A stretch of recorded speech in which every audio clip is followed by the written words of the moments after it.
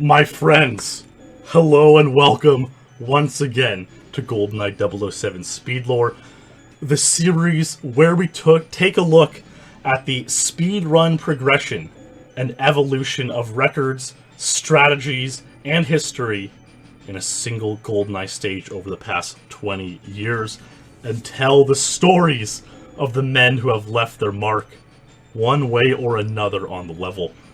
And tonight, we are visiting a deep bunker in the Arctic land of Severnaya, in what we call Bunker 2, looking at the double agent difficulty.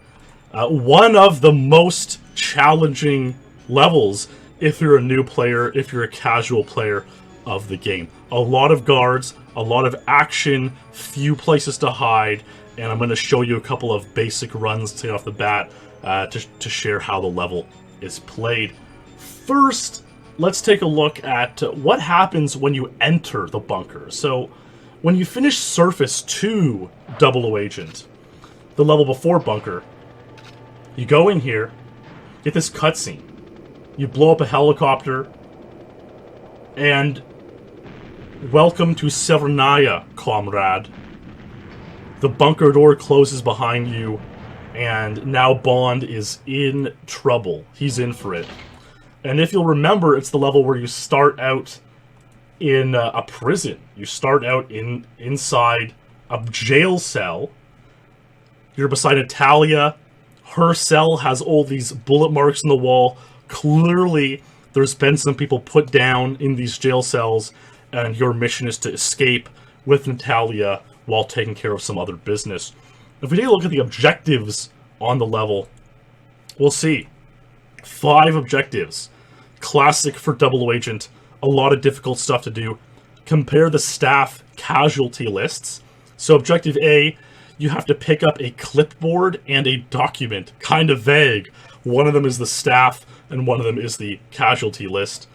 You have to recover a CCTV tape, which is pretty cool. You have to disable all these security cameras. There's 6. You gotta blow up 6 cameras.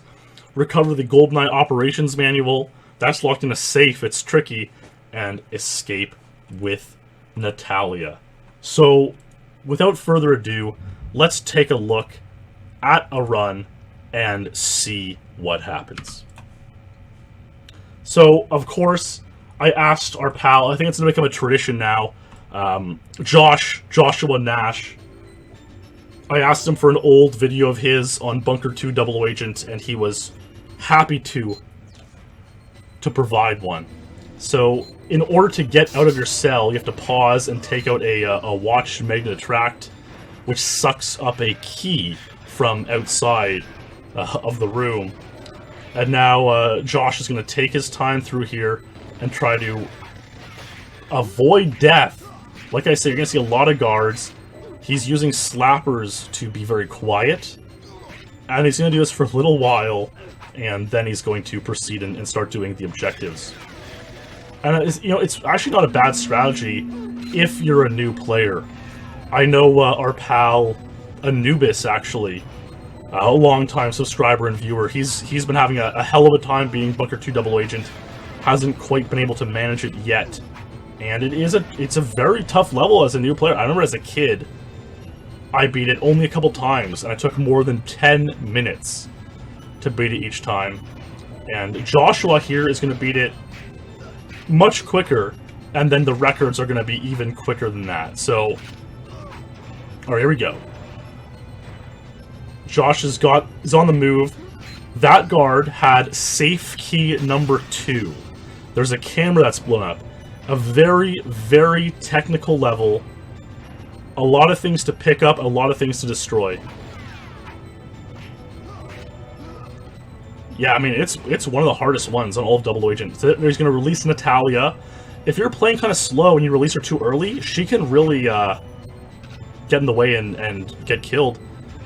There's the GoldenEye documents. He's picked those up. Objective D is complete. Here's one of the staffer casualty documents. That's part of an objective. A camera blown up. Another camera blown up. Another camera. There's the CCTV tape he's got.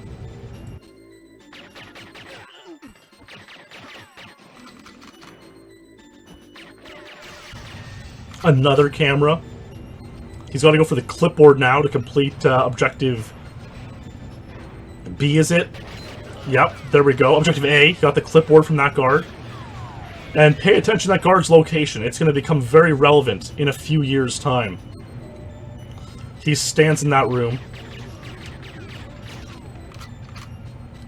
A very sneaky strat here. Takes out the camera. Objective C completed.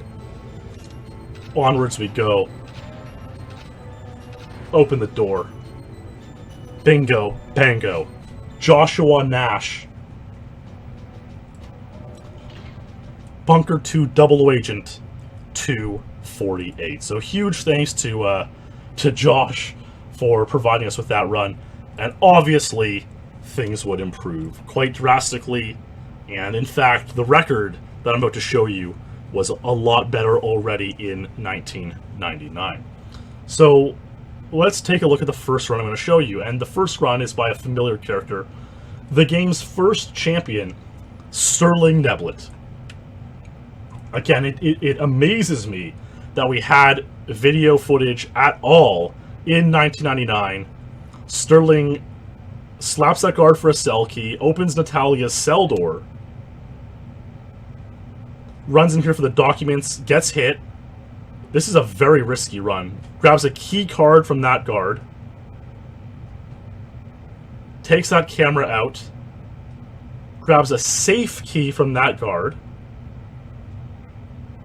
He's going to run back through here. Good strat. There's Natalia. You don't want to get too close to Natalia because a lot of bad things can happen. That guard has the second safe key. Now we can open that safe and pull out the Goldeneye manual. He's got it.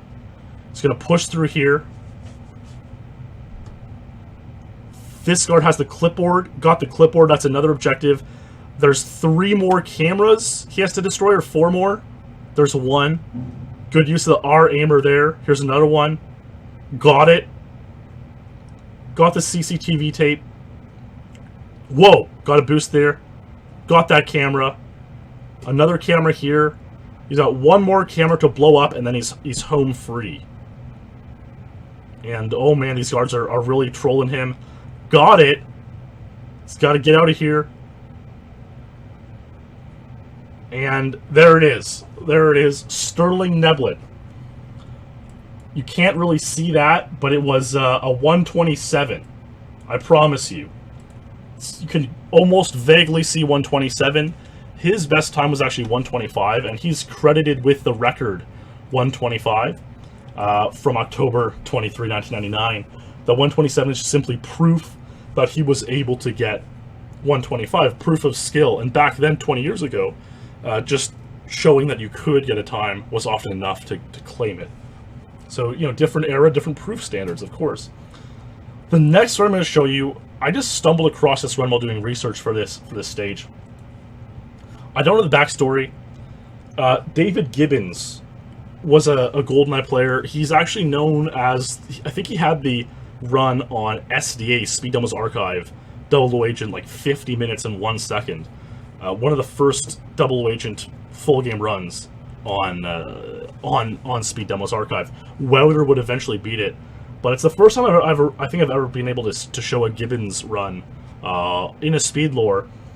So let's take a look at it, and it has some strange sounds. I don't know exactly what they are, but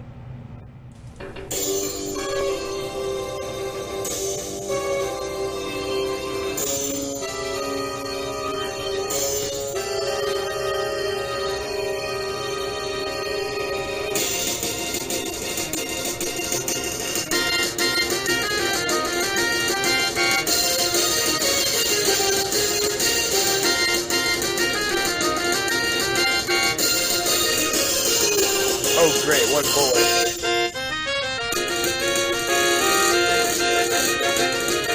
Ah, yeah.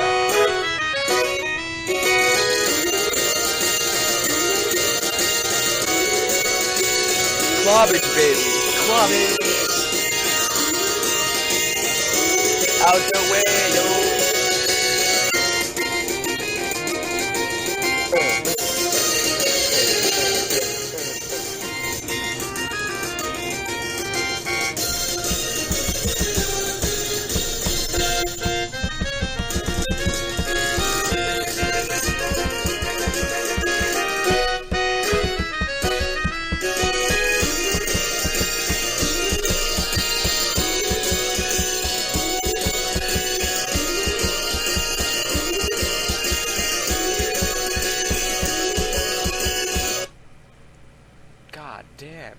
Intercept. Do. Oh, what? So this was a failed 122. Clearly he has 121 in his save time. He actually missed these documents here. He opened the safe, and then I guess was trying to get them out of the side there, but it didn't pan out for him. It didn't hit the hitbox. Failed 122, but what this run illustrates is really how difficult it is to complete all the objectives. You have to pick up 2 keys to open the safe and get another item. So that's 3 things you have to pick up for the safe objective. The clipboard and the documents for another objective. That's 5 things. You have to pick up another key card to open a door. So that's 6 things now. You have to put the CCTV tape is 7 things. Blow up 6 cameras. Oh, and you have to get a key to open Natalia's cell door. A lot of things have to go perfectly. And it's quite tough. And obviously, you guys can see this is a long time ago. The runs improved with good pace. So the next run I'm going to show you is actually a run that was achieved in 2001. And the gentleman who achieved it is in chat right now. Maybe he hasn't watched it since then. But this is Karl Jobst's run. This was a tied record. And allegedly, a gentleman named Steven Jortias, who I've mentioned a lot of times before in lore, especially the Aztec lore, never proved a single Goldeneye time. Also, Mario Kart did the same thing, had a lot of world records, never proved a single one of them. Claims to have got this time first in January 01. Wouter then tied it, and then Karl tied it as well. Karl provided proof, however, so it is a marked difference. You know, Karl and I were actually talking. Steven Jortias is kind of like the Nintendo 64's Todd Rogers, and maybe worthy of some kind of expose at some point, delving into the story even deeper than we did in the Aztec lore. We can just see Karl here is moving through a level, a lot more speed, has it much more together, knows what he's doing, takes up the cameras, picks up all the items he has to pick up quickly. And this is obviously improvement from the 127s and 122s of past. He's playing some sort of punk rock in the background. The audio's somehow been heavily degraded over time. But here it is. And Karl warps out by shooting. What's the time, guys? Any guesses? Can't really see it there. But it's 1:17. A tied record by Karl Jobst. Very well done. Unfortunately, Karl would not hold this record for too long. In fact, the very next day, Randy Buikema would improve it. Again, I don't know if there's any audio in this one. Randy Buikema's little intro screen would always cut out the beginning of level 2, which is kind of funny. There he goes. Slaps the guard. Opens the door for Natalia. I'm assuming we'll see the same route as well here. Running to the left of the first fork, getting the documents, taking up the camera, getting the safe key, and then working your way backwards that way. That guard had the key card, the Klob guard. Probably going to go back to the... he's playing on the sun? Yeah, probably. Working towards the Goldeneye dossier there. Running to this room for the clipboard. And that guard had it. Kind of lured him out a bit. That was a little bit of a time save. You know, that's kind of interesting. What he did is he shot to lure the clipboard guard to a closer position. And so didn't have to run as far into that room. Saved a little bit of time. Oh man. Oh man. Such low health. Getting scary. Stops and aims the last camera. Oh man. He's gonna... Makes the warp by switching weapons instead of shooting. And again, you can't really see that. But I promise you guys, it is indeed a 1:16. And again, Randy, he had it untied for about a month. It would also be improved by another gentleman, Wouter Jansen. And finally, we have something resembling quality. This does appear to be webcammed, actually, but good quality, good audio. And Wouter's, again, using the same route. Probably going to be an even more masterful run of this route.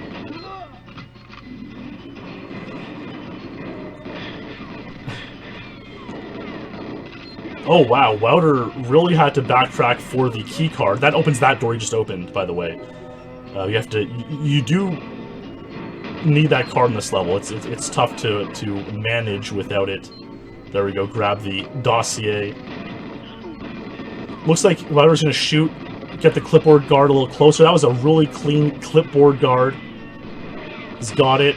Show that camera nicely. Like, this is, you know, we can see we're only in June 2001, but we can slowly start to see how the level's improving. Wouter didn't even use the R aimer for that.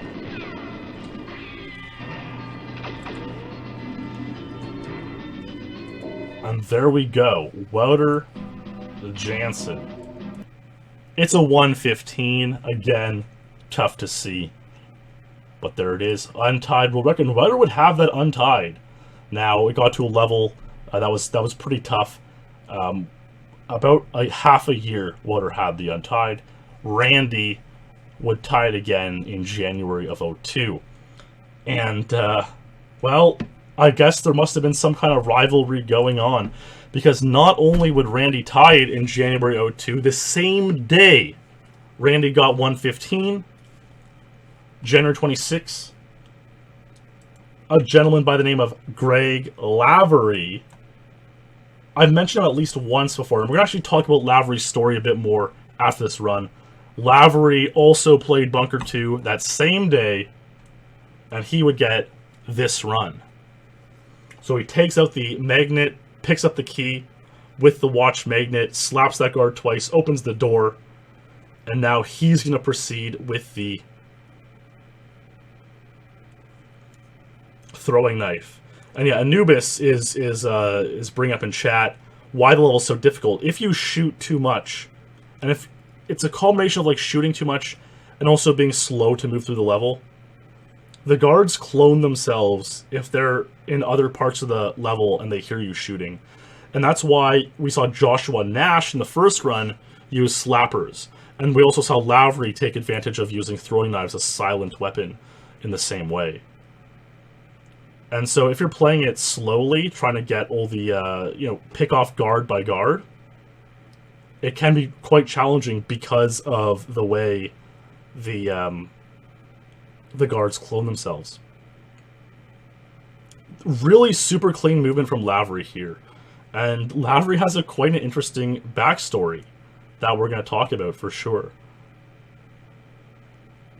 And so here we go.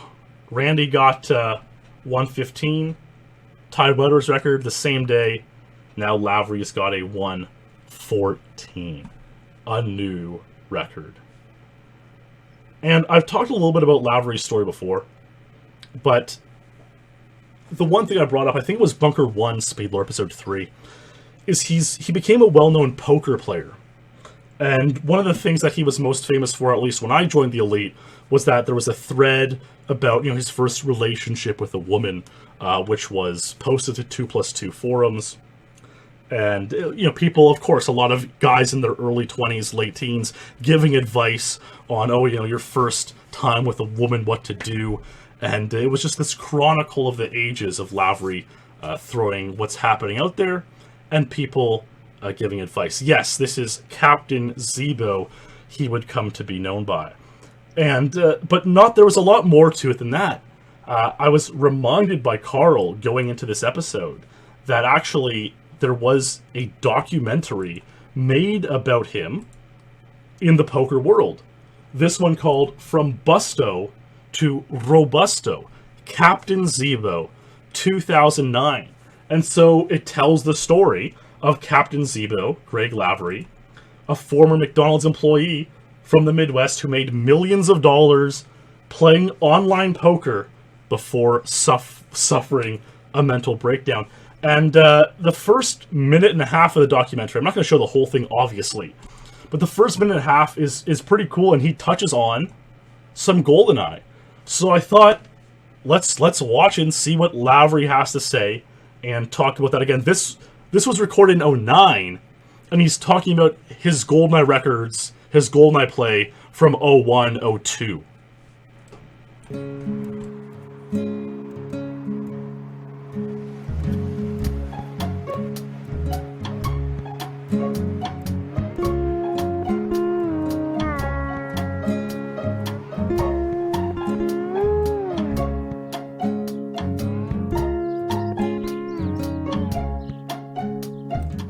Greg Lavery. I'm also known as Captain Zeebo in the online world, and I'm 24 years old and I'm a professional poker player.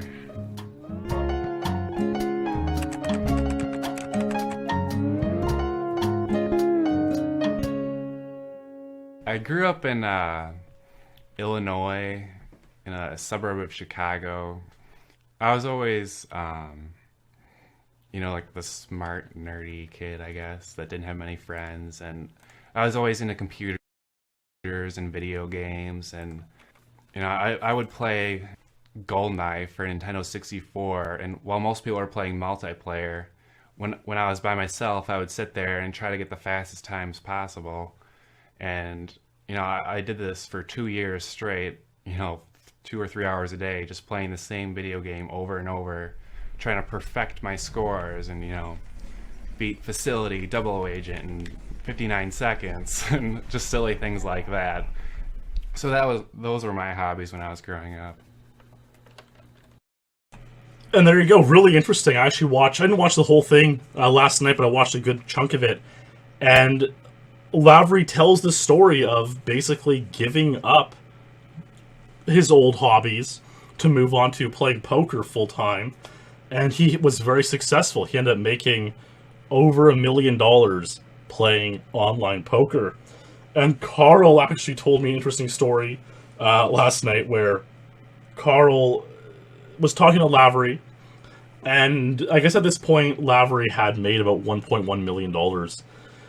And Karl was like, how much of that was luck, would you say? And Lavery's like, honestly, all in all, with the millions of hands of poker I've played, luck of that $1.1 million would probably account for about 100,000, give or take. The rest of it is skill, knowing the odds, all that kind of stuff, and making the right bets. And it's insane to think, like, this guy, we can see he's kind of like all of us. Like, he's kind of this nerdy dude, has a small room, grinds out games. Just so happened the game he tried to pick up and was really successful at was online poker. Made $1 million. And Karl told me he was, in this conversation with Lavery, he was like, man, like, if I had $5,000, it would be, like, life-changing. Kind of hinting at Lavery, like, hey, Lavery, maybe, come on, we're old buds from Goldeneye, why don't you just give me a $5K? And it didn't quite work out. Lavery never ended up giving Karl money. But kind of a funny tale for sure. And it kind of makes you think, like, on top of all the things that make you reflect on, am I wasting my time speedrunning? Am I being a degenerate? When you see how the skills will say that you gain speedrunning, or skills that someone who takes up speedrunning might naturally have, and you apply them elsewhere, just how much potential is there, right? Very, very few people have become millionaires from speedrunning, if any, whereas many people have become millionaires from playing online poker. And Lavery is an example of someone who, quite clearly, both of them, the skill set translated, right? The intense focus, the intense study, the learning of what to do. And in this documentary, Lavery talks about, conversations with his mother, talking about quitting his job at McDonald's, making $6 an hour because he could make $10 an hour playing online poker, and all sorts of crazy stuff. He started playing, 5-cent blind games until he got really, really, really good, and then moved up into bigger stakes. So, yeah, really interesting stuff. I'll definitely link the documentary in the description of the lore, and certainly worth a watch. I'm going to watch it as well sometimes in its entirety. And Lavery had the untied record there for not very long at all, right? But he did have a few good times in his career. His rival, Randy, maybe enraged at Lavery beating the 115, only took 2 days to tie it and get 114. And the time would slowly drop through the year 2002. And that brings us to early 03. And let's take a look at this picture here. So, Wouter Jansen, the enigmatic Wouter Jansen, in 03, made this post, Horde Fest 2003. I'm going to be a bastard, and I'm going to hoard, as people don't seem to care about my improvements anyways. So no one will care about me hoarding, but I won't care either. Bryan, you should join in the Horde Fest 2003. It'll be fun. Woot! We'll use this topic to post our hoarded PRs, okay? Then it's all settled now. And, Wouter, yeah, I mean, something must have ticked him off. Maybe people weren't giving him as much praise as he was expecting. Maybe he was kind of feeling the pressure with Boss joining the rankings and slowly catching him. The same pressure I felt when Ace and Clemens were on my tail. The same pressure that Boss felt when those two same guys were on his tail. As speedrunners who are faced with someone who might be better than us, we all have this feeling. And so Wouter got a little bit mad and started hoarding times because he wanted to make a big unhoard and show off and get people really excited about Goldeneye. And so he did it from about January to March or later. Now, at one point in March, he posted this. He said, okay, Aztec 00156, this is too good to hoard, I guess. And we know about this run. If you watch the first Aztec episode, we talk about this run, a historic run. It was too good to hoard. And so Wouter posted this one right away. But Wouter did hoard a number of times, probably over a dozen times, unhoarded them all in spring of 2003. But before he got to unhoarding the times, for whatever reason, Jimbo and Wouter always have this kind of nice, friendly relationship. And Wouter and Jimbo would often, they were two of the guys who had capture cards early on. So they would share videos back and forth. Now, Jimbo, at this point, was 15 or 16 years old, living in Wisconsin, had dial-up internet. And so it would take a notoriously long time to share video files to Jimbo. And the way you would do it in the past at that time you would have an AOL Instant Messenger, an AIM get file. And it was actually a really, really easy way to share files. I don't know why we don't do it today. You just make a folder on your computer somewhere. You tell AIM to point to that folder, and any one of your friends who has you on AIM can just browse that folder for files. And so it's really useful in Goldeneye. People could just browse all the videos you had, right? And, for lore, sometimes I'm looking for a video, I'm like, who has this video? I have to ask around for it. Back then, I could just have browsed a few of the usual suspects' get files and picked it out. And for some reason or another, Wouter had this file full of hoarded videos. And he told Jimbo, okay, Jimbo, you can take one video, one of the hoarded secret videos. You can watch it, and don't tell anybody. And so Jimbo opened Wouter's get file that was made open just for him. And he browsed through this, 12 or 20 hoarded world records, many untied world records. And Jimbo decided to take out this one as his one to watch. It took him several hours to transmit the 1 minute 45 video at 56 kbps. Might have been 28 even at dial-up speeds. But he did it, and this was the video that Jimbo was treated to viewing that day. The first person ever to see this untied world record.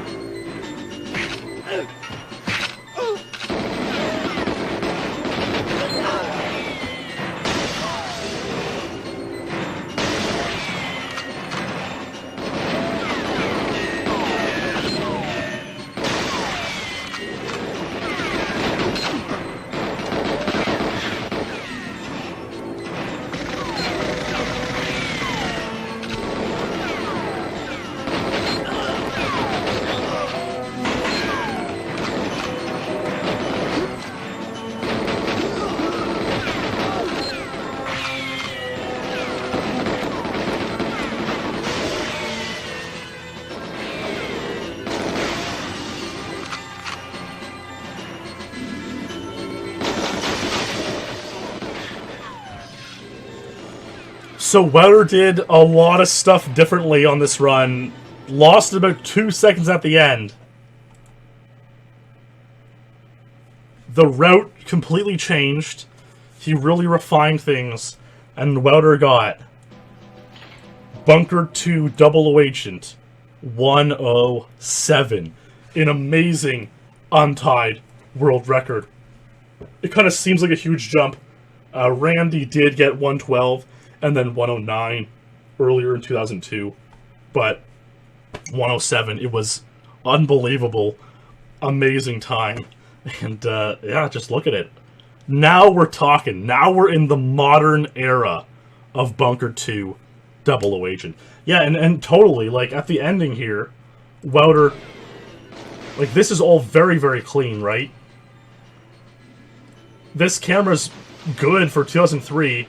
Gets a hit there, misses the door opening, and misses pressing B there. So certainly had a shot at 106, maybe 105. Yeah, and as Jono brings up, it was on the PAL console. Bunker 2 is a level where you probably lose about a second on PAL just for overall slowness with the reduced frame rate. Maybe more. So this was an extremely, extremely impressive time.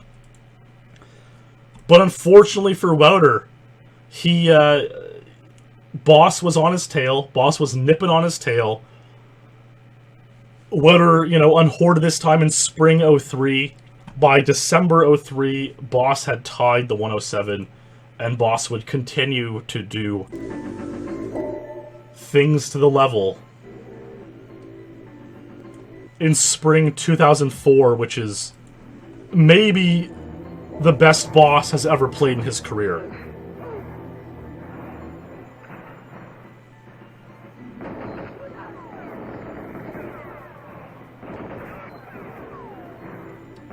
And again, we're just going to see, you know, equally smooth movement. A good strat to stun the key card guard there first.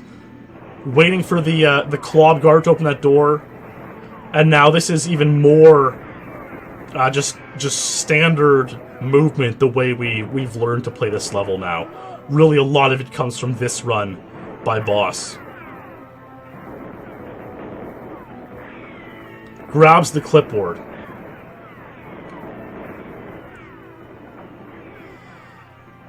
Nails that camera. Watch, this camera should be delightful. Nails it while running. That was miraculous. Some trouble with the glass door there, but hits the warp. And Boss. May 04. Bunker 2 Double Agent 106. Unbelievable time. The thing is, like, obviously Wouter's run was pretty much as good. Pretty much equally as good. But Boss got the glory because just got a little bit lucky at the end. Had a little bit of a cleaner ending. Was playing the right version, NTSC. 106 was the record untied by Boss when I joined in 05. A year after he got it. And it remained the record another year into 06. This record remained untied for over 2 years.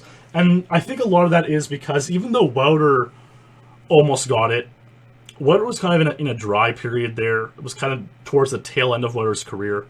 04, 05. He wasn't getting as many insane records as he was.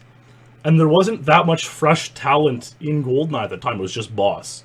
I was new, Luke was new, Clemens was new, Ace was new, Ilu was new, hadn't played all the levels yet, really. So there was no one to really tie Boss's untieds, and that's why a lot of Boss's records like this one that, I mean, to be honest, aren't outstanding, stayed untied for 2 years. And a lot of clever stuff in there that really would define the stage, the pathing through the level and whatnot, but it just never... No one was there to tie it. Until, of course, Rayan Isran got Goldeneye in his hand. In June of 06, Rayan would tie Boss's 106 on his atomic rise to the top And Rayan Isran would carry on to get this run in the way only Ace could do. Yeah, of course, Ace at this time is literally 11 years old.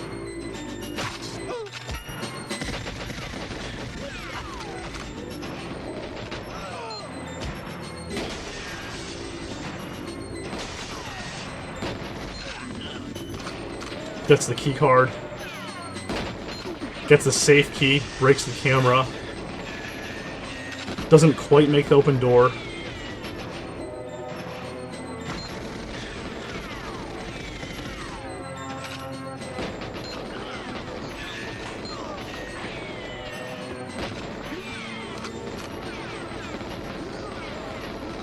There's the clipboard.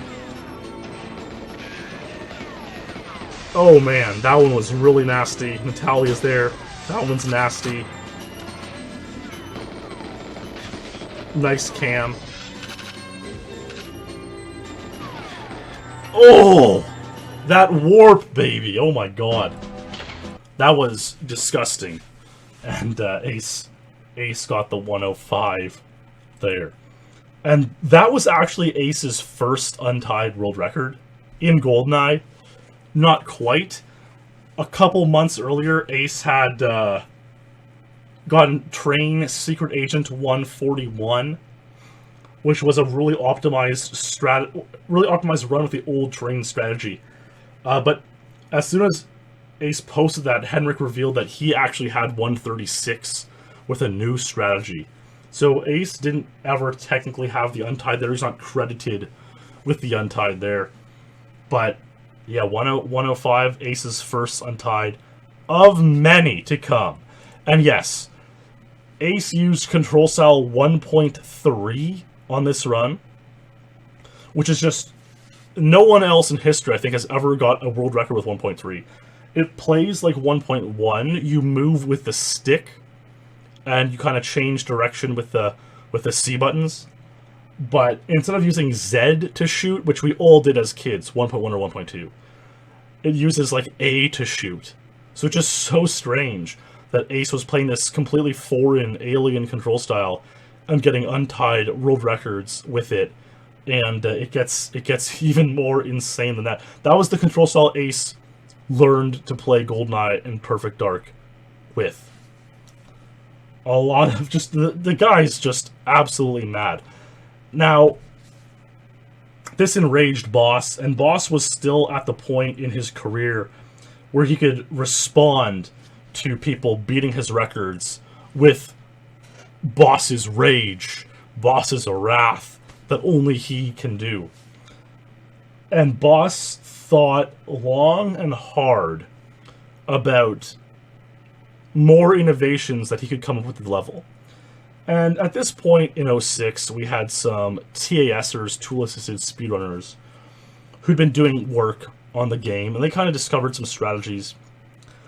And something they thought long and hard about was shooting, making a lot of noise, to lure guards to come closer to a more favorable position, right? And this isn't consistent in the least, at all. And you'll see some examples out later, but you know what, just only a few weeks later, Boss got this run. It was one of many Bunker 200 runs he got. Just watch this run and see if you can see what Boss did differently.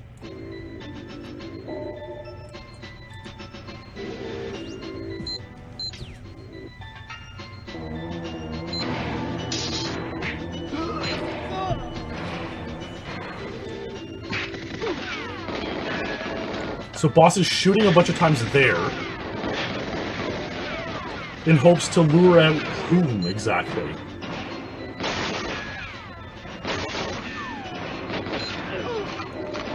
Man, this one is so smooth. This was an instant classic.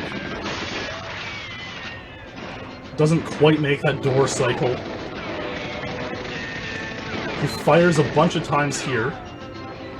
Lures this safe key guard out of that room, gets the dossier, and now that guard had the clipboard. Now Boss doesn't have to go into that far room to get the clipboard. He already has it. And now he's on his merry way. Skipping the entire final room. The time is truly shocking here, guys.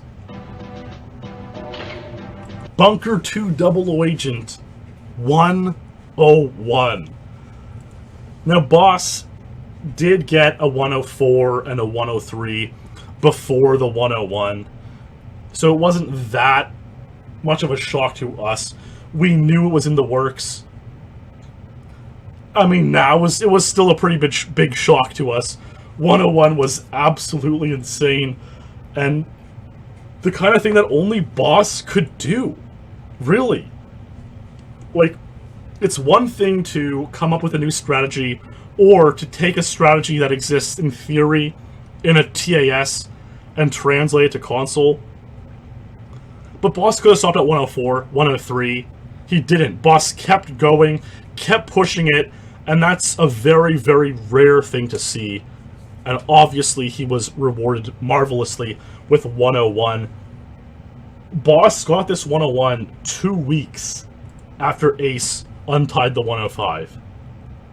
From July 9 to July 13, 2006, Boss tied 105, got 104, got 103, and got 101. And that's where he would settle. And now Boss had just changed the metagame of Bunker 2 completely. Now it's time to start luring the clipboard strat. The clipboard guard. We call it the clipboard strat or whatever. Okay. If you take a look here as well, like, this pile of guards, there's 3 in this occasion.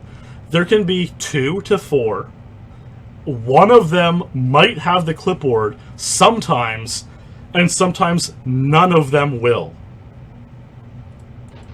So that guard didn't. That guard did. Sometimes you'll kill all 4 and none of them will have the clipboard. Sometimes you'll kill the first one and he'll drop the clipboard. So it is really luck-based. There's literally no way to tell which guard has the clipboard in that mass of guards who get lured by the first set of shots right here. You know, you slap that guard, get some ammo, shoot 9 times. There's no way to tell which of the lured guards are going to have the clipboard. You just have to keep doing runs and hope one of them has it. Well, it's predictable what happens next, right? You know, is it 101 would remain untied for a good while into 07. About 8 months it remained untied. Ace decided to play Bunker 2 00 Agent in February 07, one of the most historic months in Goldeneye history. Ace would tie 101, but it wasn't enough for him, and Ace would carry on and get this legendary run.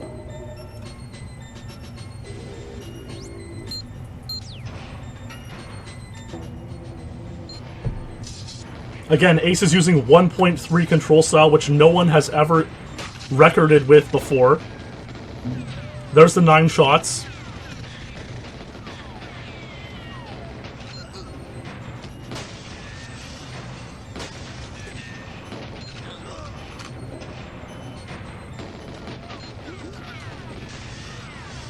Makes the door cycle. That's probably a second save right there.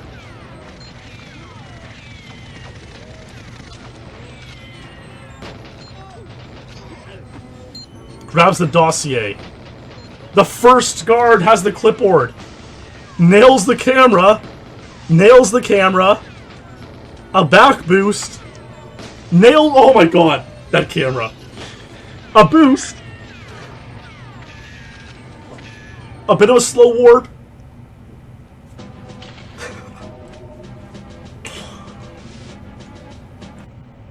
Yeah. Bunker 2 00 Agent 58. A 3-second untied with 1.3 control style at the ripe age of 11 years old. It defies, you know, it's yeah. Thanks to Speedrun Trainer for having uploaded that one. Unbelievable, truly and utterly shocking. And if we look at the database from that era, again, this is why we talk about February 07 as being the most legendary month in GoldenEye history. It was certainly for me an ace. Okay, so you can see I got my Silo SA-110. Ace got Bunker 2058. Ace got 10 Train Untieds. I got Caverns Secret Agent 122 and Frigate Secret Agent 102. All of these are in February of 07. It's like it was a time to be alive, that's for sure. And actually, I've done lore episodes on many of these levels: Silo Secret Agent, Bunker 200 now, Train Agent, Cavalry Secret Agent, Frigate Secret Agent. So you can see the amount of influence that took place in this 2-month period. Just shocking stuff. And this Bunker 258 was Ace's 3rd career Untied before he would go on to cause mayhem. I mean, just looking at this era 07, it is beautiful. You know, Boss, Ilu, me, Ace, Clemens. Like, this is like the golden age of GoldenEye Untieds. We had 5 legendary figures in the game's history, and we were all doing a lot of great work with the game. What a time, and maybe capped off best by that Bunker 20058. Here's the thing, though, you know, obviously there were many insane players in the game, like I just said. Clemens knows so little bounds in GoldenEye. Clemens doesn't care what anyone does or thinks. Clemens just nails it. And so, less than a year later, Clemens was like, you know what? I would like to play Bunker 200 myself. And I bet I could also get a good time. So less than a year later, in January 2008, Clemens got this run. Slapping the guard. 9 shots there to lure the guard, a back boost.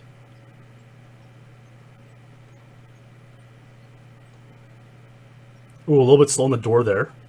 That guard was there nice and in good time. Ooh, really, that was really tough. 6 shots on the safety guard and a nice camera. A bunch of clobs. Grabs the safety. That was actually tough because Natalia was opening the door. It's so like kind of unlucky. Oh man, the one guard Clemens goes for has the clipboard. Again, that's like, just think about it logically. You know, there's for that run. There's 4 similar runs, 3 or 4 similar runs, where the guard he goes for doesn't have the clipboard, you know? And Clemens found magic happen on this run. Clemens would somehow tie the 58. It's hard to believe. Like, 58, the way Ace got it, might genuinely be the best, one of the best records ever. And because Clemens was also so good at the game, it only lasted less than a year untied. But the Ace and Clemens shared 58 would last quite a bit longer. In fact, come on, who's the next person I have to introduce? The next fine, respectable gentleman to come into the story. We go through 09, we go through 2010, and of course, well, if I just show you this video, you guys can fathom a guess. Our young friend Marc Rutzou has now shown up to the scene, and Marc would tie 58, and it would actually spur a rivalry between Marc and Clemens that would have some lasting impact on the level. Let's watch this run. Let's watch as much as we can see of it at least.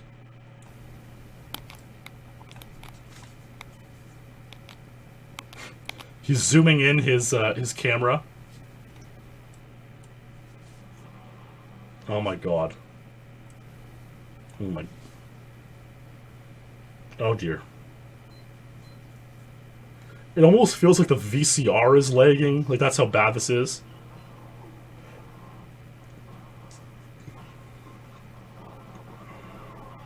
Oh my god. Oh, good lord.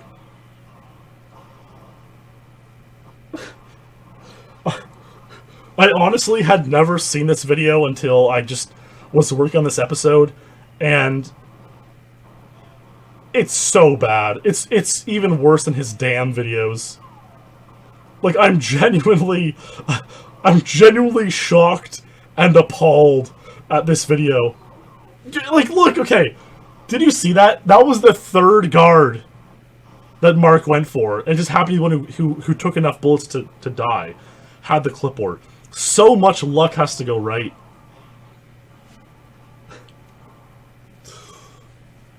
Oh my god, guys.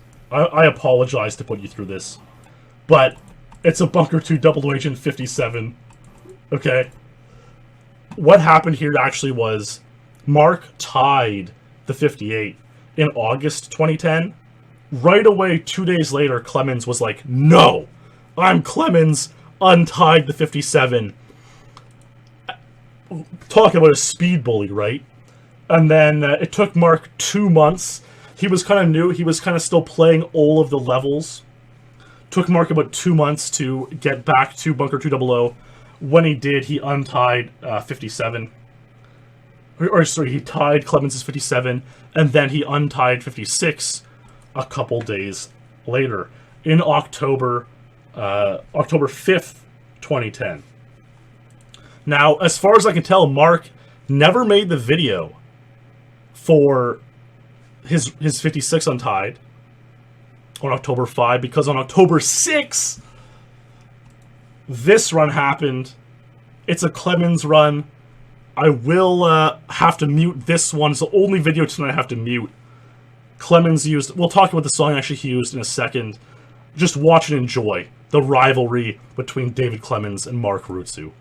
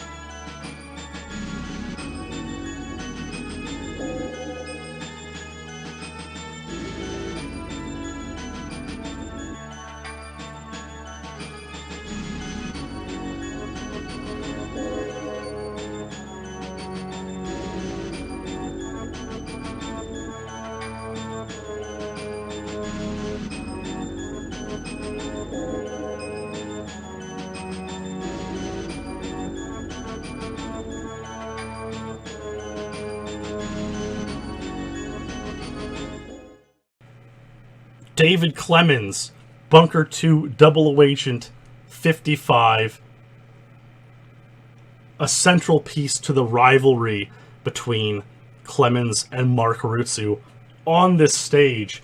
And, yeah, so the song he used on this video, there's a comment down here. He uses a cover. Bizarre Love Triangles, the song by New Order. It's a cover of that song. And Clemens loved New Order. You can see actually his YouTube channel name. Clemens has a number. Clemens is kind of a guy who is one of those guys who hasn't put too much effort into his, YouTube or his, not a social media guy. So he actually has like 3 or 4 YouTube channels. He keeps forgetting the password. And, anyways, one of his oldest ones is Bizarre Love Triangle, Bizarre Triangle. It was also his board name for a while on the Elite forums. And he's also used, one of his Perfect Dark aliases back in the day was True Faith, which is another hit song by New Order. So obviously a personal song choice for Clemens in this video, in this Bunker 2 00 video. And yeah, just a insane rivalry. Because like I said, Marc tied 58. Clemens gets 57 2 days later. 2 months later, Marc ties 57. Then unties 56 the next day. And then the next day, Clemens gets this 55. Just the kind of like warring and battling back and forth you can only see between two GoldenEye heavyweights slugging it out in the primes of their career. It's not something we're treated to very often, and yeah, it was just amazing. Now, another year or so would pass. We'd make it to July 2011. I hate to do it to you guys, but yeah, it looks like someone's back to Bunker 2 already. Oh god, this is going to be a disaster.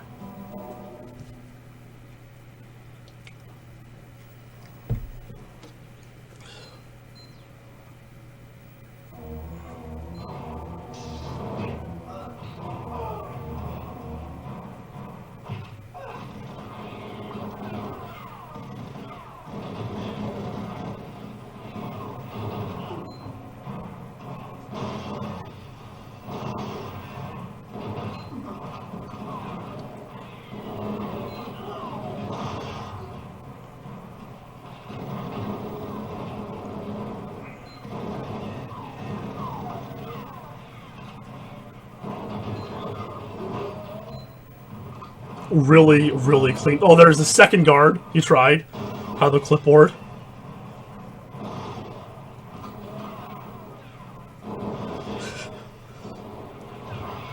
Nice warp. Another nice warp. And let's see what Marc Rutzou got to cap off the rivalry. Oh my god. Marc loves slow rolling the end screen. What a madman, dude. Just show it, Marc. Show it. Okay. Bunker 2 Double Agent 55. I mean, it is kind of unbelievable. Like, sure, the guy was 18 or 19 years old. We're in 2011 at this point, right? It's like, I made webcam videos for the first year and a half of my career, and then the first job I ever had, I went out and bought a DVD recorder with my first paycheck and made better quality videos, right, in 07.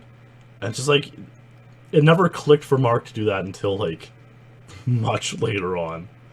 But what can you do? There's the 55 on the rankings, tied record. It stood past the proof call back then, and that's all that matters. So. And, you know, it's true. It kind of gives, in a strange sense, right? I'm not saying it's better quality proof, but it does add this kind of, like, feeling of authenticity that you could only get from actually recording a webcam. I'm not endorsing this anyway, right?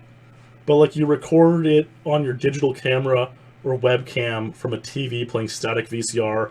The reason it rolls is because he's recording NTSC gameplay with a PAL VCR. It's like there's just so many things wrong, but it looks so vintage, I guess is the right way to put it. So yeah, absolutely right. Yeah, no, it almost looks like a Dr. Disrespect return announcement video on Twitter, right? But this is the real deal. Maybe that's where Dr. Disrespect got his idea for his announcement return Twitter video. He watched one too many Marc Rutzou videos. Maybe. Who knows? Now, I hate to keep doing it to you guys, I really do, but it's time we introduce another character. And this character's name is Adam Bozon. And Bozon is a very eccentric individual who we'll soon find out about. The video I'm going to show you in the background while I talk about Bozon is Silo DLTK, Dark License to Kill. You put all of the enemy settings at full. Enemy health is 1000. It takes 10 headshots to kill them. Enemy damage is 1000. They do 10 bars of damage to you. And Silo was the last level to be beaten on this difficulty. The first one was like Facility in 04, eluded it. And anyways, I'm not going to show the whole thing. I'm just going to play in the background while I talk about Adam Bozon. And yeah, just an eccentric guy. And again, Bozon claimed that he used a lot of webcam footage to prove that he was playing. Obviously, again, like there's so many things wrong with that. Much harder to detect splices and whatnot. Not that he spliced, but it's just not the correct mentality to have. But Bozon used webcam footage for pretty much his entire career, at least the first 7 or 8 years of his career. And I was very frustrated that he used webcam footage on this run. This is a historic silo DLTK run, the first person to complete it. I was pretty upset. I included it in my top 5 instances of degeneracy video. That all being said, I give Bozon a little bit of a hard time. He's an eccentric guy. Quite so. And one of the best ways to understand Bozon's eccentricity is he was a top 30 player. He was capable of getting really good records. You'll remember him a little bit from the Runway 00 Agent lore video, right? He had some really good Runway 00 records. And if you looked at his time page, though, he generally had, a top 20, top 30 time on each level, sometimes a world record. But there were 2 glaring holes on his times page his whole career. He had 0 points on Bunker 2, Secret, and 00 Agent. And Axel Z, one of the proof monitors of the game, told me that, the reason Bozon had such bad times on Bunker 2 was because it's his favorite level in Goldeneye. His favorite level. And so he didn't want to spoil the level by watching how other people played it. No, I'm serious. He wanted to play the level himself, his favorite level. He wanted to figure out the correct strategies to use to get a good speedrun on the level, right? There's something to commend about that for sure, right? Wanting to just figure out for yourself. People have often asked, is there a possibility, Goose, that there's someone out there who has never had contact with the Elite, who's never seen a Goldeneye video, who has world records? And I always say, man, no. It's not possible, because when you're watching, these runs I just showed you, Marc and Clemens is 55s, Ace is 58, Boss is 101, Wouter is 107.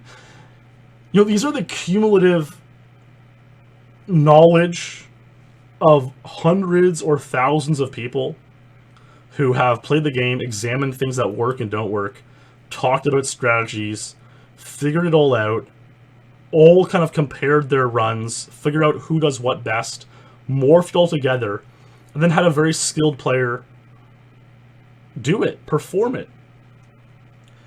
And so it's so unlikely that anyone would ever come up with a way to combine all this knowledge and skill without associating with us or talking to us. Now, it is a little bit of a different story if you're just talking about someone who has followed the Elite Goldeneye Perfect Dark and not joined the rankings or forums, but watched closely, watched the tutorials. That's a little bit different, but for someone to just come up with a strategy completely on their own and get an untitled record faster than we've ever done without knowing anything about the level that the top players do, it's just unfeasible. Or is it? Did Adam Bozon have some sort of secret knowledge that he tapped into on Bunker 200? Slowly playing his favorite stage, refining level by level, run by run, figuring out what's fast or what's slow. Could Adam Bozon tap into some mystical reverence? Well, let's take a look, my friends, at Adam Bozon's Bunker 200 Agent speedrun. Did he come up with something that... Did he get the record? Did he come up with something that could have helped Let's see what he's got, man.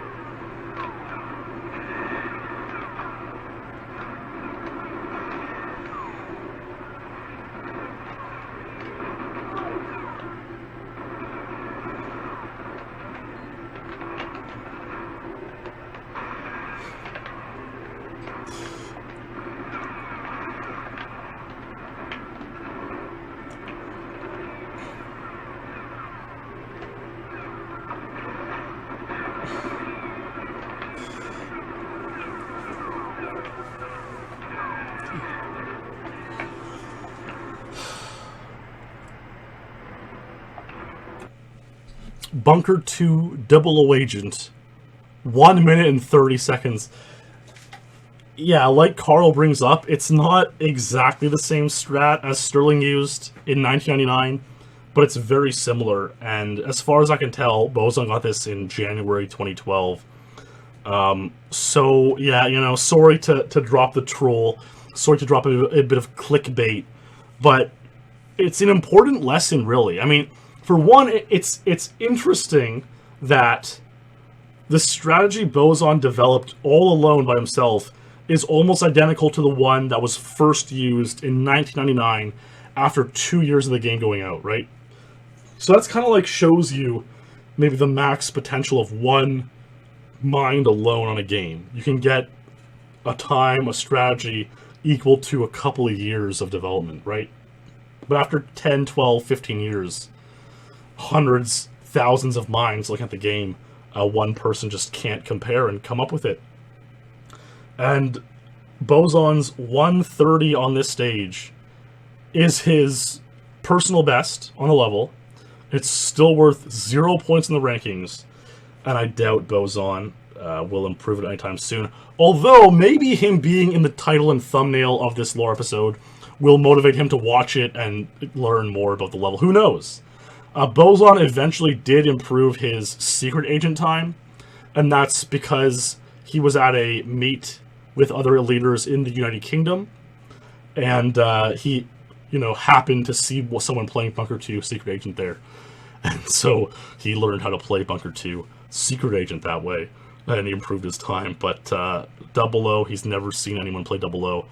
And, look, it's obviously a little bit weird, it's a little bit eccentric, but if he wants to play it that way, if that's how he wants to enjoy the game, then by all means. It's certainly an interesting case study, and sort of bears a bit of evidence to the fact that if someone way out in the world's like, oh yeah, I've never followed the elite before, but I played this game when I was 12, and I got damn 51. I mean, not that we ever take these guys seriously anyways, but this is a rare piece of living proof of just how valuable the community and the mass intellect is when it comes to speedrunning and figuring out all these kinds of strategies and records. A worthwhile thing to look at when we delve into Bunker 2 00 Agent, I would say. And so no, Adam Bozon did not get the untied record on Bunker 2 00 Agent. However, another gentleman did, and we're moving in now to early 2013, mid 2013. It's now the Twitch era, and so I'm streaming. Marc is streaming. Ace is streaming a little bit, and I remember this being the first. Well, Ace tied Marc and Clemens. No, he didn't. Ace didn't tie Marc and Clemens' 55. Ace dropped his 58 to 57, then 56, but the 56 had a missed warp. And Ace told me he probably would have stopped if he got 55 tied, but he didn't. He got 56 missed warp. Ace kept grinding out Bunker 2 for the world record. He wanted to tie Marc and Clemens' 55, and Ace got this Goldeneye speedrun. Streamed live on Twitch in June 2013.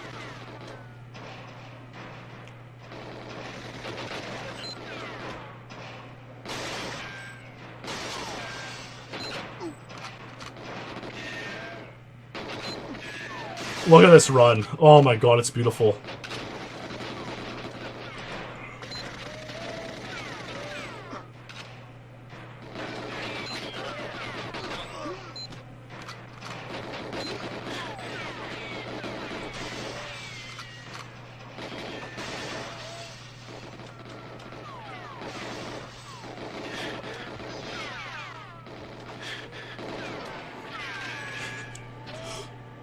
Yeah, feels good, Gesta, for sure. Bunker 2 double agent, 54 seconds. Untied world record. And, yeah, the first untied I remember seeing streamed live. You remember, 105 was Ace's first Goldeneye record, untied. 58 was his third untied Goldeneye record. This 54 was his 43rd untied world record in Goldeneye history. An amazing career. Obviously, he wasn't done yet, but it shows you how much work he had done in between over the span of a few years of his adolescence. Really, I mean, he was 11 getting 105, and at this point, he would have been about, I think, it would have been 18 when he got this 54. Skipped 55. Again, he was only going for 55, probably, but yeah, he nailed it and got the 54. Bunker 2 double agent 54 would stay untied for a long time. It would really, really creep up the rankings. It would outlast other amazing records from the previous era or same era. It would outlast stuff like Frigate Secret Agent 101, Surface 2 00 125, Runway 0035. This 54 proved very hard to match. Not necessarily because of it being that much better than anyone else. Obviously, Marc and Clemens were right there. But they weren't playing. Kind of because Ace was the best player playing at the time, no one tied up for a while. And the next 4 or 5 videos I'm going to show you, 5, are one man's quest to tie or beat Bunker 2 double agent 54. It's time to pump it up, boys. Some of you will remember in the first SpeedLore episode, Frigate Secret Agent, there was a truly amazing song that played, and it's This Gentleman's Tastes Are Back. Just pump it up and watch these 5 insane Bunker 2 00 runs. It extends like insane. It's like freaking ridiculous. Makes it like 4 times wider than the guard. You can't get through. It's like a fucking barricade.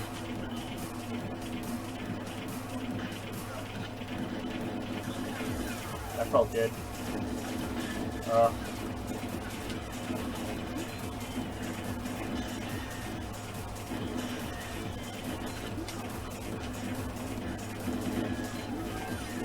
Good run. No, that sucks. Still might be good enough.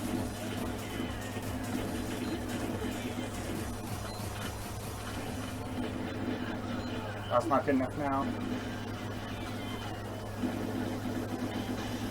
Still get 55 maybe.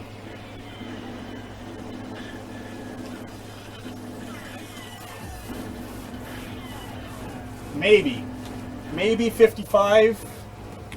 Might be 56. It's definitely not 54. 55. Alright, well, we got 55 today. Alex is such a madman because, like, at this point he's ranked outside the top 10, might be outside the top 20, and yet he's, like, mad that he didn't get tie Ace's untied record. He's ranked 19th right now, so, like, it's like, what's going on, dude? Like, the guy's just... Alex had his sights set on 54 or 53, would not stop until he gets it, and he's just not happy about, you know, getting a time that's tied with only Marc and Clemens, and only behind Ace. And this was done in January 2016. So, of course, Alex would carry on. He kept trying. Let's see what he got. Like, you have to save every single 10. His goal is now 53. Like, I'm slapping as early as possible. Get out of here.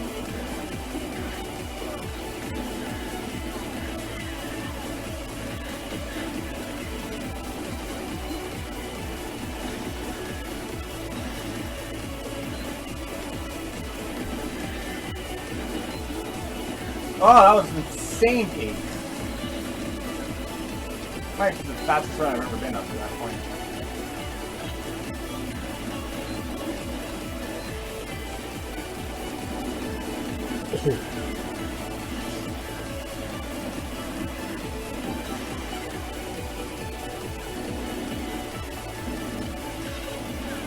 Boost? That might be a 52 fail. That was the fastest run I've ever had. Fucking insane! Holy shit. Just failing that. Slap. 52 failed. He missed the clipboard and he missed 2 cameras. Or 3 cameras. Unbelievable. And, like, that kind of puts it better. Kind of shows you just how hard it is to complete all these objectives at that high speed. Even on his 55 completed, he knew coming to the clipboard area, he wanted for 54, he wanted this first guard he shoots to have the clipboard. He misses killing him, so he has to settle on the second guard who has it. He immediately knows it's no longer 54 pace. That's not good enough now. See, that's not good enough now. And at the end, hitting this camera shot is like, I hit it maybe 1 in 30 or 50 times. It's it's so absurd.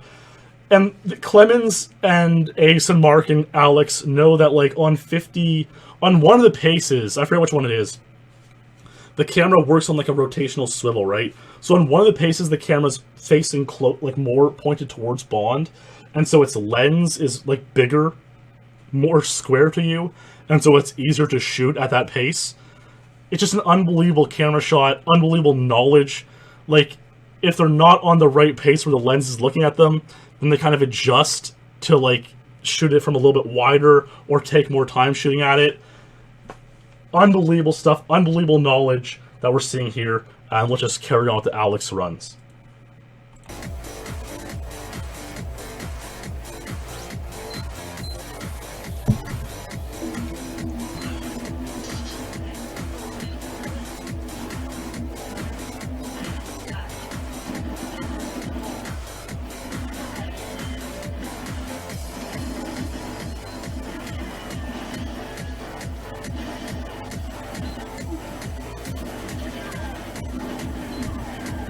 There you go. Oh man, insane.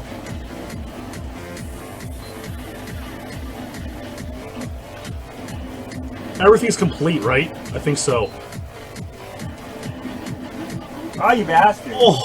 Why didn't you have it? Oh, whatever.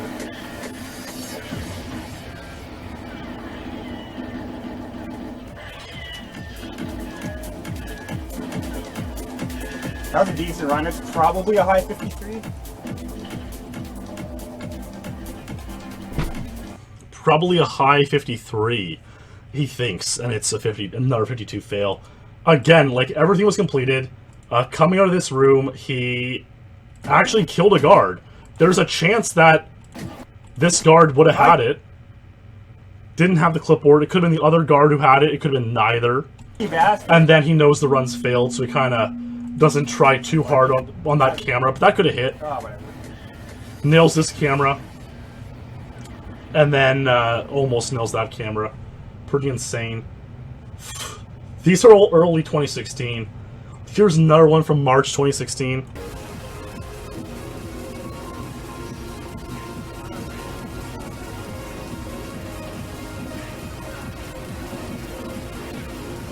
If you don't like EDF, you don't like having fun in video games.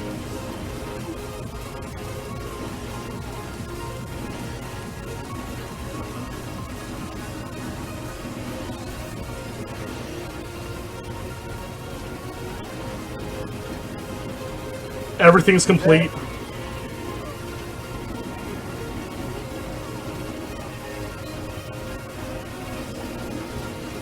Really? I want to know if any of these fuckers are... Oh, are you fucking kidding me? He fucking had it. He fucking had it, and I just didn't get it? Wow. The guard had the clipboard. Alex killed the guard. It was 53 pace. And the guard just threw it a little bit off of Alex's line, so he didn't get the clipboard. If he did, who knows what would have happened. Maybe Alex would have got the untied 53 right then and there. But it didn't happen. And then Alex got married. And it was never... That's it, man. You get married. Your Goldeneye career is on hold for a long time. And this is, again, March 2016. He didn't get back to the controller until another more than a year and a half later. Yeah. You didn't. And finally, and I think you might... No, okay. Sometimes you'll see his wife chilling on stream. He'll play very rarely now. But he still will play, and he still wants to play Bunker 2 00 Agent. Okay, here we go. Here we go. That was a big guy. Well, that's true. Karl got married and got named 52, but...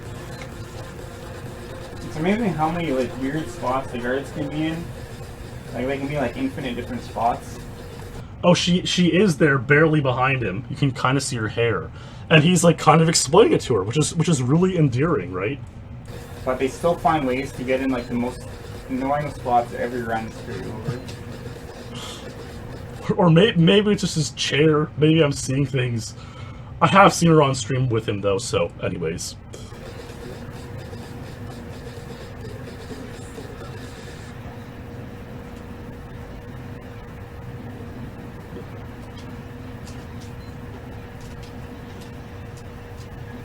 They're probably common law married at this point, Josh. Oh, man! Oh, my... Oh, my God. Oh yeah, it's her. It's her. Yeah, you can see her moving. Too slow anyway. I got stuck with. Oh, he got the clipboard there. Oh no, there it is. Then. Oh my God. Anyways? That rare clipboard. Oh, the slow cam. Oh, that's so stupid. This is a 55. I'm gonna be super salty because I got side boosted out of the glass. Wow, there goes the world record, guys. That was world record pace, and GG. Guard control. A lot of things went wrong there. Obviously, the huge stuck. That would have been 54, at least. And even sometimes if you don't get the clipboard from these guards... Too slow anyway. I got stuck leaving the seat. There is a chance this guard will have it running down this hall, and he does. Which is absurd. Just a crazy run. And unfortunately for Alex, he could not tie the 54. Could anyone? Could anyone? Well, right around the same time, December 2017, that Alex got this run. The Forbidden 55 dupe. Another gentleman. A new character. Green Unette, Ludovic Begon, played Bunker 200, a perfect dark top 10 player, and well, let's see what Green Unette could do.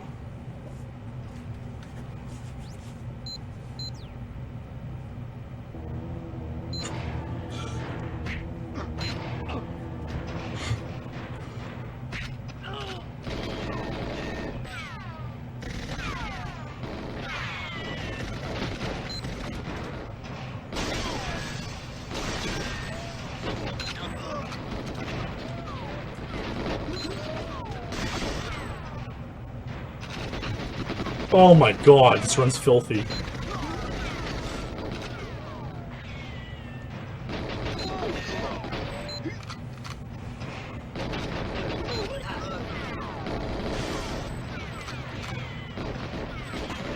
Oh, barely gets that camera.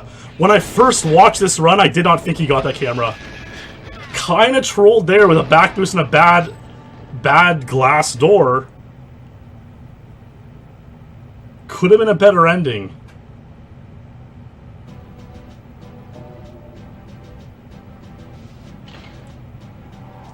Bunker 2 Double Agent, 54 seconds by Grey Nunet, Ludovic. Begon! Aces untied. Unbelievable, and was pretty shocking. We knew Green was really good. Top 10 perfect art player. He had some really good Goldeneye times. But for him to tie Aces 54, which at the time was the oldest record in the game, and this is only a few months ago. This is December 2017 when Green got this time. Was pretty shocking for all of us. And if we take a look here at the longest standing untied world records ever, we'll see that number 6 right here. 1,638 days, Bunker 200, 54. Set on June 17, I think Ace is 18 actually, in reality. 2013. Tied 4.5 years later by Ludovic Begon. December 11, 2017. The first Frenchman to ever hold the record on Bunker 2 Double Agent. I mean, you can see where it stands in comparison to all these other great records. You know, it's 700 days behind the oldest Damn 155, Jungle 53, which went over last lore episode. But it's pretty damn good. Bunker 2 0054 held up for a long time, and nothing's close, right? 1,600 days. Train 57's at 1,000. It needs almost 2 years to pass it and knock it down to 7. So Aces 54 is going to be one of the oldest untied records for a long time. And it's actually Ace's record that lasted the second longest period of time untied after only his Jungle 53. I mean, you look at this list, and it's a bunch of historic times. I'm pretty keen, actually. I mean, this one's insane, right? Clemens has 2 on here on the same level. Surface 2 126, which he got January 31, 08, tied January 20, and then right away Clemens lowered it, and that one also made the list. Imagine Marc didn't get that Surface 2 00 126 tie. Clemens would have had Surface 2 00 for 3,000 days. I don't want to digress too much. But I will do that SpeedLore episode this year, I think, Surface 2 00, because it's something to see. Clemens' dominance there. I digress a little bit too much there, but Bunker 2 0054 is in that upper echelon of amazing Goldeneye untied world records, and no record that stands today is anywhere near close. Something like Damn 52 certainly could get there. Control 00404 could get there. But amazing job, Ace. Now, Ace himself, I talked to him about the run last night, and he said that he really thinks 54 should have been tied earlier. Alex had a ton of close calls, obviously, almost 2 years before Ludovic got it. Didn't quite nail it. Marc had a 54 fail only last camera, and he had a 53 clipboard fail. So just a lot of things went right for Ace to get the 54 to last that long untied. But Ace probably deserves it. I mean, clearly Ace had a bunch of amazing watermark times on this level. His 105, his first Golden Untied is 58, amazing 58, and his 54. So, you know, Ace probably should be in the thumbnail of this video, but you know what? He's gonna have plenty of his own coming up. So there you go. That is the entire progression of Bunker 2 00 Agent. Now, there's a couple more things to talk about. It is a level where it is worthwhile to show the TAS, the Tool Assisted Speedrunners. because there's a lot of crazy stuff that they've seen and done. This is a thread by Simon Sternis. Kind of a, top 100 player. He had one Untied in his career, but he was more of a TASer. He had this thread talking about his tool-assisted speedrun. The double lure impossible strat, where he really goes into detail about luring both the clipboard guard and the safety guard.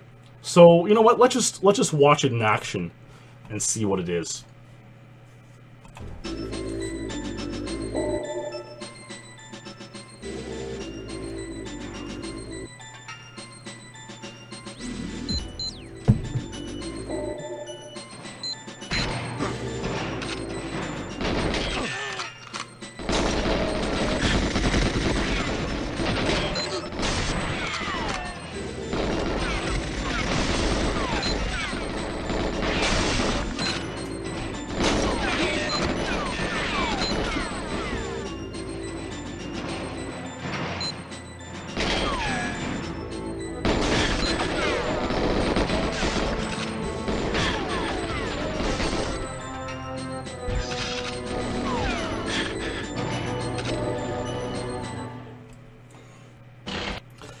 That was 40 seconds, by the way. And yeah, I mean, that TAS was done in like 2010, 11. Obviously, a lot of it is too difficult for a human to do.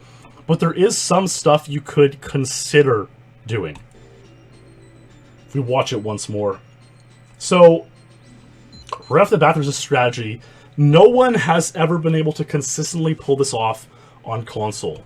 But instead of using the magnet to get the key, come to you, open the door, and escape, you can save like half a second by switching from watch magnet attract to unarmed and warping through that cell door. It saves such minimal time. It's so rare to do. It's almost depot warp-like, really. No one's really done it on console consistently, but it saves time. It's possible. It's theoretically possible. I kind of get mad because people think the double depot warp strat is possible after my SpeedLore on that level. So I want to clarify, like, don't go into people's streams and ask, when are you going to do the jail cell warp?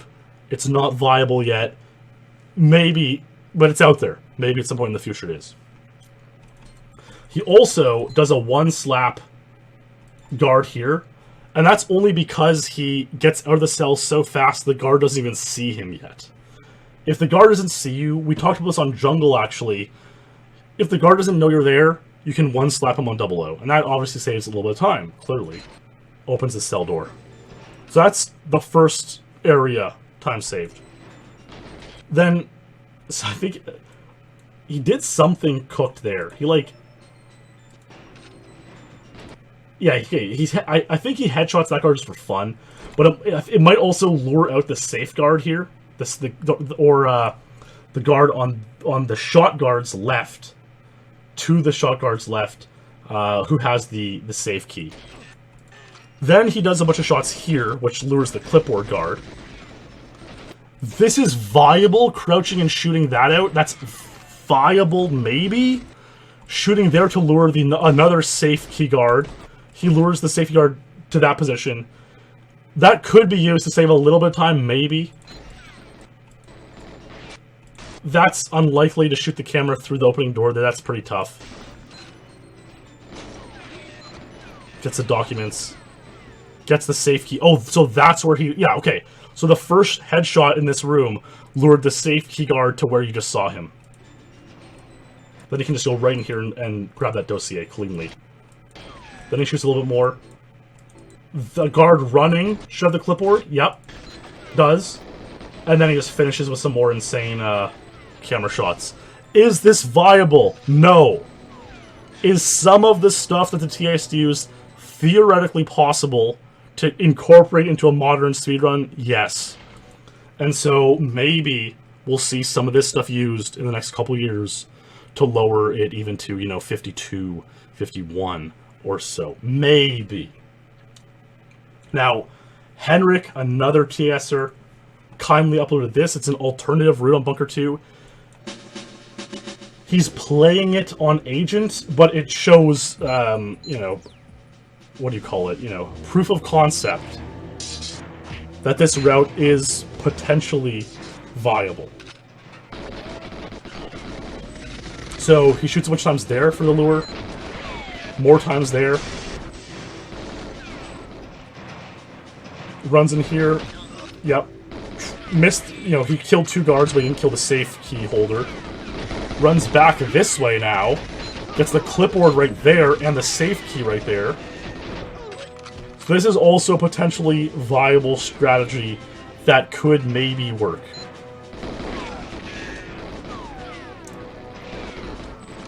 Misses that cam. Misses that cam. Runs out of level. Bingo bango. And we have a 52. Might that be the strat people start using when going on insane runs? Maybe. Maybe. But certainly a lot of times... Look, 54 is amazing. But there is time out there to be saved. If we take a look at the Bunker 200 rankings as they stand, Ace and Ludovic, 54. Clemens, Marc, Alex, 55. Boss, 56. Luke, 57. Isa and Swiss, 58. Wotus and DT, 59. Erie Butler, our pal, future top 10 player potentially, bopped my 103. He got a 101 the other day. So there's a lot of room to grow on Bunker 200 Agent. It's an exciting level for sure. And, you know, maybe this will be the spark for people to grind this level a little bit more hard and get the Untied, you know? There was only some mild interest that was generated on the rankings from the last episode, Jungle. Our pal Jono, DSX Challenger Hutinsky, got a hot Jungle Secret Agent 55, a 6th place time on the level. You know, pretty solid time, but no one was inspired to the point of getting an Untied or, you know, tying a record on the level. But hey, might it happen here? Might this lore inspire someone to pick up Bunker 200 and go for it? Most of these guys can do it. A lot of guys are in contention to get the Untied. It's one of the most viable Untieds in the game right now. And it's very possible it happens before 2018 is through. People would probably list it as one of the top 5 most likely records, Untied records to happen in 2018. So there you go. I know many of you guys have been looking forward to Perfect Dark lore, asking about that. We were hoping to do an episode in February, but I've let Karl take the lead on all the research in there. He's had a bit of a busy month, but he's got a lot of good ideas. He's been coming to me very regularly lately with ideas for Perfect Dark lore. Hopefully that happens soon too, but how soon? I don't know. We can't promise anything. The best way to stay in the know and get keen on SpeedLore is just to stay followed to my Twitch channel, subscribe on YouTube, White Goose, and I will at the very least be back at the end of March with another Goldeneye 007 SpeedLore episode.